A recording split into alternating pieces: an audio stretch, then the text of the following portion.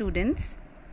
Today we are going to study the poem from your book The First Flight, and the poem is The Trees by Adrienne Rich. Adrienne Rich was an American poet, essayist, and a feminist. She was born on 16th May 1929 and died at the age of 82 on 27 March 2012. Of Woman Born on Lies, Secrets and Silence, and When We Dead Awaken are some of her famous works. In 1971, she was awarded the Shelley Memorial Award from the Poetry Society of America. Now, students, some idea about the poem. Adrienne Rich's The Trees is a nature poem. Forest is the natural habitat of trees, birds, and insects. In the absence of trees in the forest, the ecological balance will be disturbed. In this poem, the poetess has personified nature. Man has confined nature within his four walls. Man has uprooted trees and kept them in the modern artificial glass houses. But nature can't be subdued for long. The trees struggle to break the artificial barriers. They become free, breaking all the bondages, and move towards their natural habitat, the forest. Only there they can grow to the natural vastness, grandeur, and dimensions. The poetess tries to convey that, like human beings, trees also need freedom. They can get their natural growth and freedom when they are in the forest and not in artificial houses made by human beings. So, students, you have understood about the poet and her achievements, what she writes about the poem, what idea she has about the poem.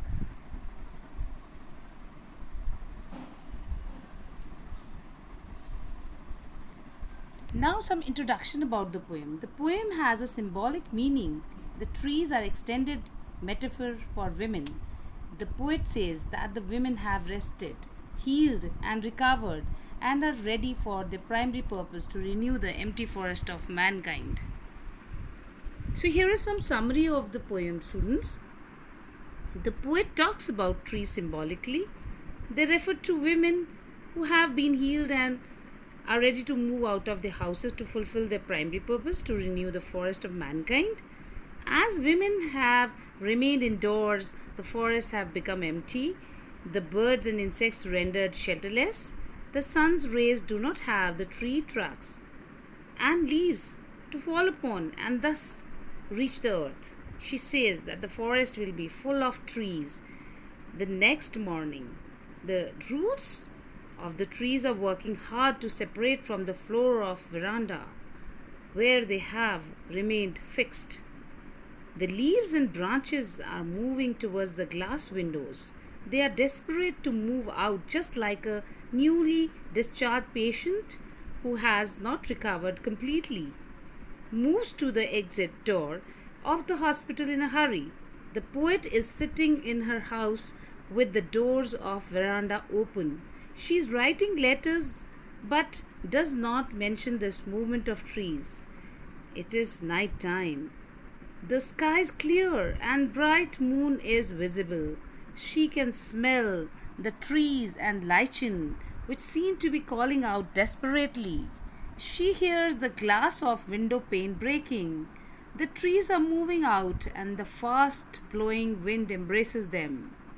As the trees have reached the forest, the tall and strong oak tree overshadows the moon, and it seems that the moon has been broken into several pieces.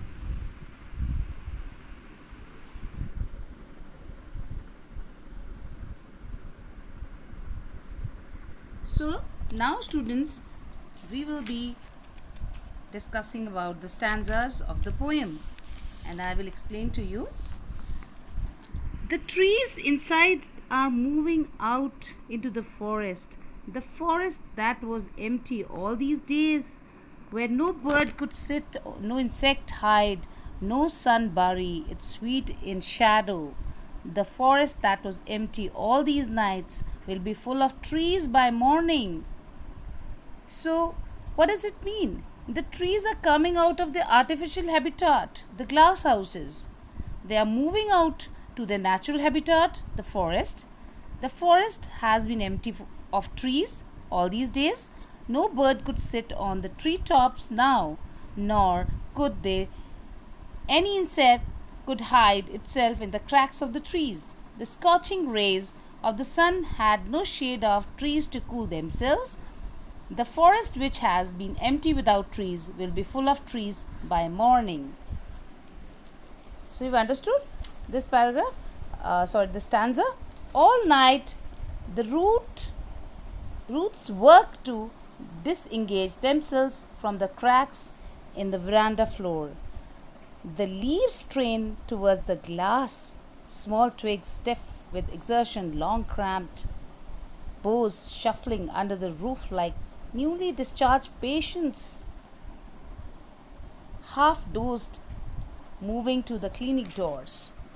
The whole night, that means the whole night, the roots of the trees have been struggling hard to come out from the cracks of the veranda floor. The leaves have been trying hard to come out of the glass house. Small branches have become very hard due to their overwork. Large cramped branches are shuffling under the roof as the newly discharged, half dazed patients are running fast to the hospital door to go out. So I hope you've understood this stanza also. Let's come to the third stanza. I sit inside, doors open to the veranda, writing long letters in which I scarcely mention the departure of the forest from the house. The night is fresh. The whole moon shines in the sky. Still open, the smell of leaves and lichen still reaches like a voice into the rooms. So here the poetess says, the poetess is sitting inside the house. The doors of the room open to the veranda. She's writing long letters. In that letter, she doesn't describe how the forest is going out of the house. The night is fresh. The full moon is shining in the sky. The smell of leaves and lichen is reaching like a voice in the room. So now, we'll come to the fourth stanza. My head is full of whispers, which tomorrow will be silent. Listen, the glass is breaking. The trees are stumbling forward into the night. So here, these lines mean the head of the poetess is echoing with whispers, but all these whispers will become silent next morning. The poetess asks us to listen to the breaking sound of glass. The glass is breaking and the trees are struggling but marching victoriously towards other forest. Now let's come to the fifth stanza. Winds rush to meet them. The moon is broken like a mirror. Its pieces now flash in the crown of the tallest oak. Winds here are rushing forward to meet the trees. The moon has broken into many pieces like a mirror. Only some parts of the broken moon can be seen shining through the top branches of huge oak tree. So we have discussed the stanzas. I hope you have understood.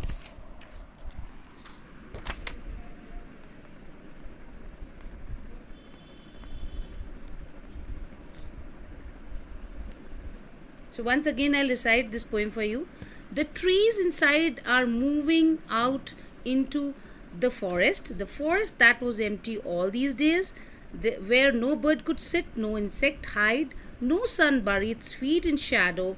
The forest was empty all these nights, will be full of trees by morning. All night the roots work to disengage themselves from the cracks in the veranda floor.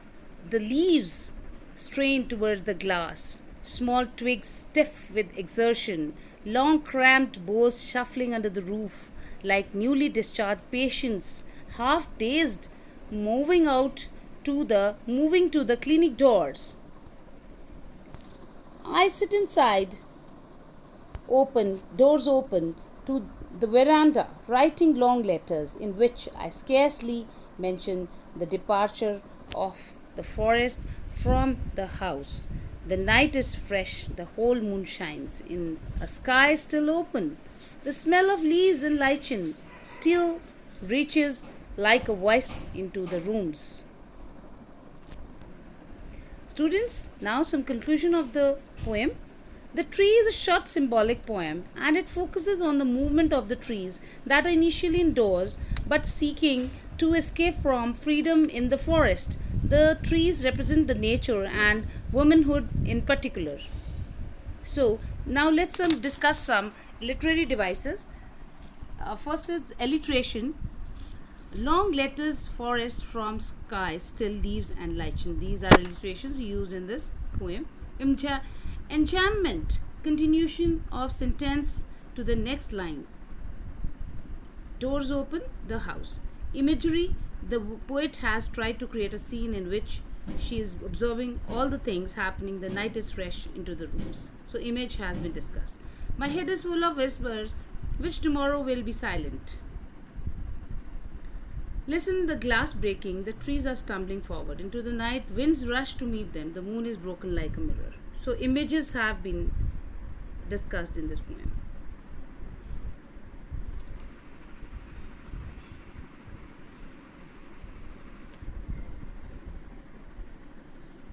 Simile has been given in this poem. The moon is compared to a mirror, that is, the moon is broken like a mirror. This is the literary device. So, with this, we end up here. All the best to you. Thank you.